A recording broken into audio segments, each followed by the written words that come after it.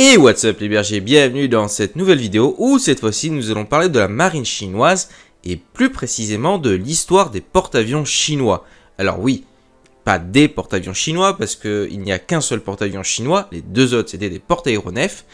D'ailleurs à ce propos, saviez-vous que le dernier, ou plutôt le premier du coup porte-avions chinois est de conception russe?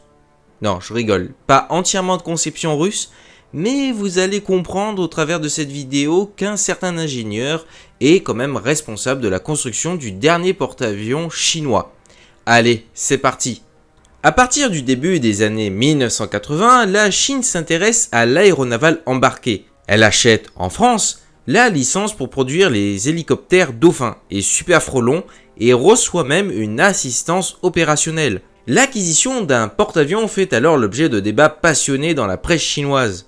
Ses partisans soulignent que celui-ci est indispensable à la protection d'une force navale. 40 appareils embarqués peuvent assurer la défense aérienne d'une force navale, là où 200 appareils basés à terre seraient nécessaires. Grâce à son groupe aérien, un porte-avions couvre une surface 50 fois plus vaste que n'importe quelle autre unité de la flotte. Plusieurs hauts responsables expriment leur souhait de voir l'armée populaire de libération se doter d'un porte-avions, qui permettrait alors d'étendre la couverture aérienne de la flotte.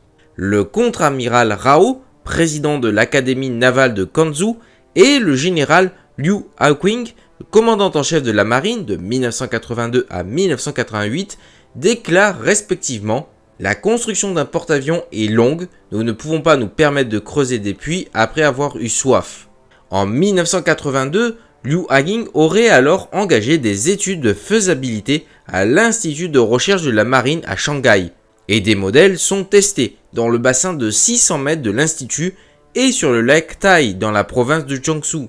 En 1984, il crée à l'Académie de Quanzhou un cours de commandement à la mer pour les pilotes de l'aéronaval, alors qu'il n'y a toujours pas de porte-avions. En 1985, la Chine acquiert l'ancien porte-avions australien Melbourne au prix du métal. Son pont d'envol aurait été installé à terre pour former des pilotes aux techniques d'appontage avec brin d'arrêt.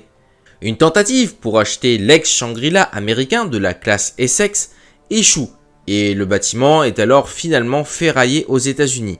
Et si vous me demandez pourquoi la marine chinoise s'intéresse dès les années 80 aux porte-avions, eh ben je vais vous répondre par la pensée du commandant en chef de la marine de cette époque. Alors que nous nous penchions sur la question de la guerre dans le détroit de Taïwan, nous avons découvert que l'emploi de l'aviation basée à terre était un gâchis, car nous aurions très vite besoin d'un plus grand nombre d'avions et de bases. Et si nous développons un porte-avions, nous n'avons pas besoin d'augmenter le nombre total d'avions, nous devons juste les modifier. Le prix unitaire de ces appareils sera plus élevé, mais pas de beaucoup. Ainsi, construire une force de porte-avions n'est pas tellement une question de savoir comment nous devons prévoir nos dépenses ou augmenter notre budget. Plus encore, le porte-avions deviendra un multiplicateur de force, accroissant la puissance de feu de tout le groupe. Quant à la question de savoir si nous avons la technologie pour construire les porte-avions nous-mêmes, tous les groupes d'études au sein de la marine et des forces aéronavales de l'armée de libération populaire ont conclu que nous étions prêts. Bien sûr, nous devrions conduire des recherches complémentaires, mais ces problèmes peuvent être réglés. Donc, ce que je viens de vous citer, c'est une des pensées du commandant en chef de la marine, Liu Haoqing, qui était en chef de 1982 à 1988. Et la composante de l'aéronavale chinoise ne s'est pas faite tout de suite comme nous pouvons le constater. En 1987, les États-Unis rapportent qu'un chasseur F-8 aurait testé une catapulte à vapeur installée à terre. Mais le colonel général Xu Qing, adjoint du chef d'état-major des armées, rappelle la posture défensive de la Chine et dément les rumeurs concernant l'acquisition d'un porte-avions. Celle-ci aurait été désapprouvée par Deng Xiaoping, le père de la modernisation de l'économie chinoise. Donc vous l'aurez compris qu'il y a dissension politique et militaire. D'un côté, le président de l'époque, qui veut une posture avant tout défensive, et de l'autre, la marine, qui déjà envisage la guerre contre Taïwan. Oui, dès les années 80. En 1992, la presse chinoise évoque de nouveau la question du porte-avions.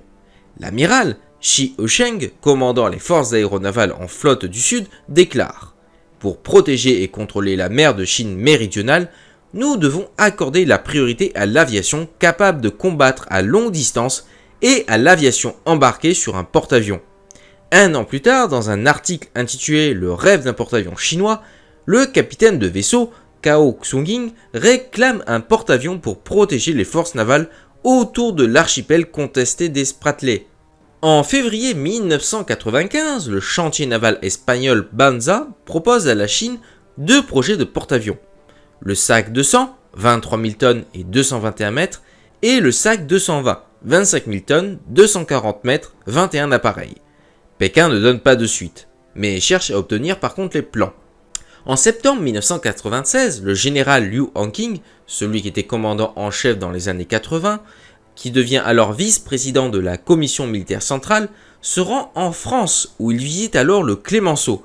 La presse de Taïwan s'inquiète alors de voir Paris contourner l'embargo sur les armes pour vendre le bâtiment à Pékin.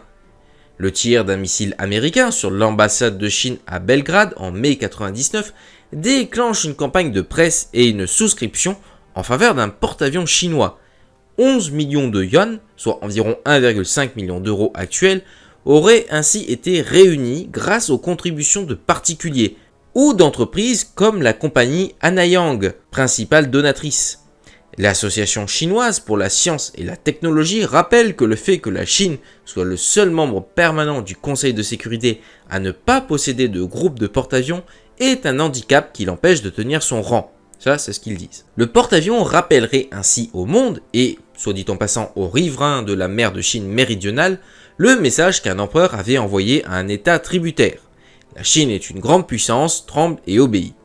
Le quotidien de l'armée reprend ces arguments et affirme avoir ou ne pas avoir un porte-avions n'est pas seulement une question de matériel, il s'agit de savoir si l'on veut ou non avoir le contrôle de l'espace aérien au-dessus de la mer et si l'on souhaite oui ou non devenir une puissance maritime.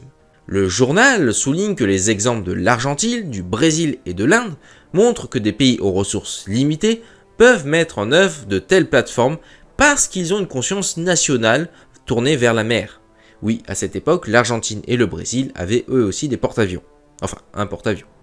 Entre 1993 et 1997, les presses russes, hongkongaises et taïwanaises évoquent 2 autres démarches. La commande d'un plan de porte-avions au bureau Nevosk de Saint-Pétersbourg et un programme de 3 porte-avions de 48 000 tonnes, d'un coût unitaire de 580 millions de dollars, à construire d'ici à 2020. Un film de la CCSC montre une maquette de porte-avions dans un bassin d'essai. Par divers intermédiaires, la Chine poursuit l'acquisition de porte-avions désarmés. Non opérationnel depuis l'avarie de propulsion survenue en 1988, l'ex-Minsk soviétique, vendu à un ferrailleur sud-coréen en 1995, est alors racheté par la société chinoise pour 5 millions de dollars et transformé en parc d'attractions à Shenzhen. En août 1997, 5 ans après une visite d'officiels chinois au chantier de Nikolaïev, Xu Jinping, directeur de la compagnie Shandong Tourist and Amusement Agency, acquiert la coque du Varga, avec la meilleure offre d'ailleurs des 6 postulants, 600 $ par tonne d'acier, soit 3 fois le prix du marché. Le but officiel est alors d'en faire un casino à Macao. La rétrocession de la colonie portugaise à la Chine en 1999 permet la revente du bâtiment à une autre société chinoise et son départ vers la Chine. Bloqué par les autorités turques qui redoutent que cette masse inerte n'obstrue le Bosphore, l'ex-Varga franchit les détroits après la visite du ministre adjoint des Affaires étrangères chinois à Ankara et l'offre d'une aide économique de 360 millions de dollars. Donc en gros, ils ont quand même marchandé le passage pour 360 millions de dollars. L'ex-Varga gagne ensuite Dalian.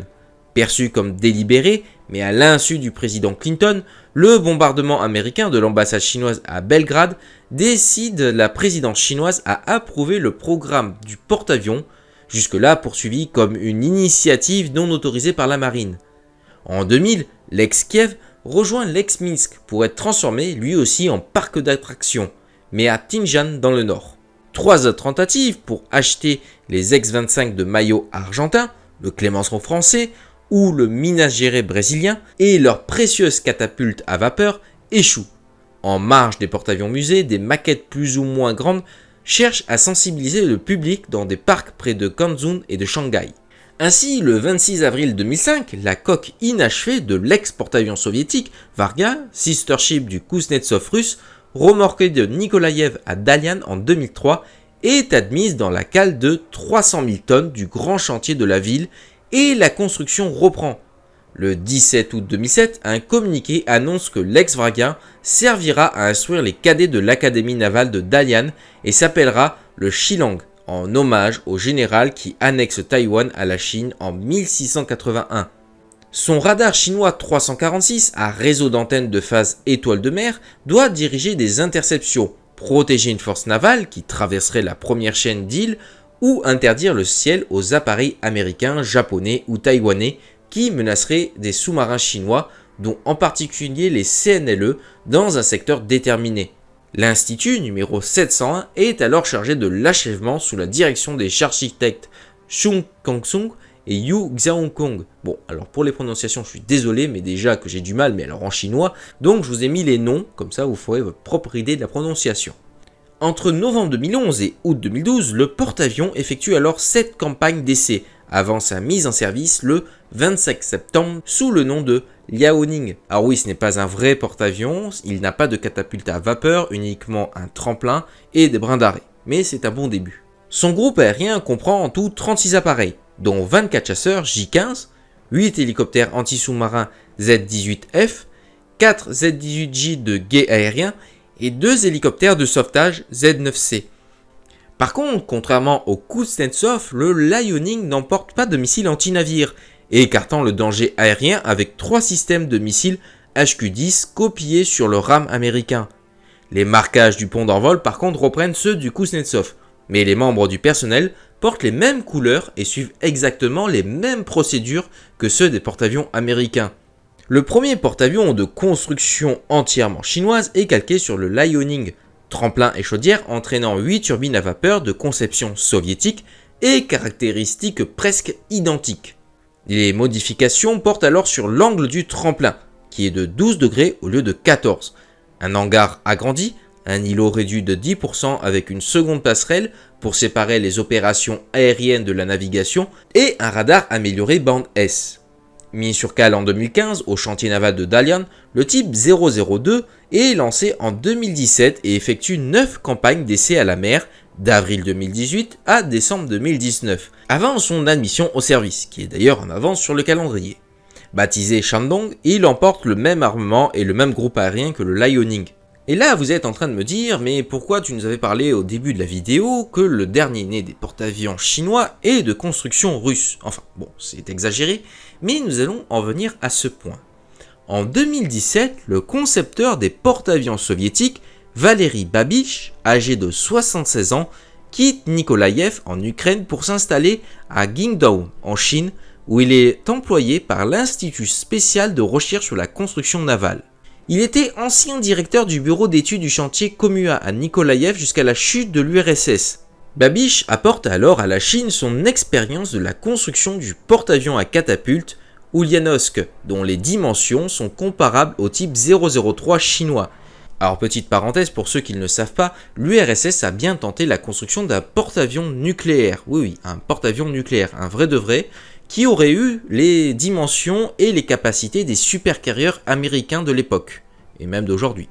Sa construction a débuté assez tardivement et elle sera terminée à 40% au moment de la chute de l'URSS, puis ensuite ce sera démantelé, etc.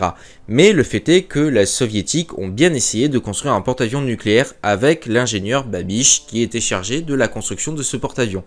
Donc pour les Chinois, c'est quand même un atout précieux. Parenthèse refermée. Mis sur cale en 2016 au chantier de Zhonggan près de Shanghai, lancé le 17 juin 2022, le Fujian est le premier porte-avions Katobar construit par Pékin. Katobar, ça veut dire avec catapulte et brin d'arrêt. Doté de turbines à vapeur comme ses deux prédécesseurs et comme l'Ulyanovsk, le Fujian n'est cependant pas à propulsion nucléaire et pourrait bénéficier d'une propulsion électrique intégrée, qu'ils appellent ça IEP, pour mettre en œuvre ces 3 catapultes non pas à vapeur mais électromagnétiques. Un peu moins long que l'Ulyanovsk, le type 003 devrait mesurer 316 mètres de long pour un déplacement d'environ 90 000 tonnes. Il emporterait une soixantaine d'appareils, dont 50 chasseurs J-15B qui sont modifiés pour être catapultés, 2 avions de guet aérien KJ-600, 12 hélicoptères anti-sous-marins Z-18F et 2 hélicoptères de sauvetage Z-9C. L'autodéfense est alors assurée par 4 systèmes HQ-10 et 4 canons antimissiles. Le porte-avions type 004 est l'étape suivante, plus grand et à propulsion nucléaire, partiellement inspiré par les Ford américains, dont des hackers chinois auraient déchargé les plans après une intrusion dans le réseau informatique du Pentagone, ce qui ne serait absolument pas surprenant. Certaines sources affirment que la classe comprendrait 4 unités. En 2017, Pékin investit 22 milliards de yuan, soit 3,3 milliards de dollars, pour le développement de 2 prototypes de réacteurs nucléaires à Huawei dans la province de Gansu. En 2018, un appel d'offres est alors lancé pour la construction d'un brise-glace nucléaire et Pékin signe un accord avec Moscou pour obtenir un réacteur de l'entreprise Africanos à Nizhny Novgorodsk. Fin 2021, grâce à la technologie russe, la Chine achève un réacteur de recherche à haut flux et à haute puissance, 150 à 200 MW, avec la technologie du réacteur à neutrons rapides refroidi au sodium qui serait retenu pour le porte-avions. Des portiques de 1600 tonnes installés en 2017 suggèrent d'ailleurs la construction du type 004 à Jiangnan. D'autres sources indiquent qu'il serait également produit à Dalian.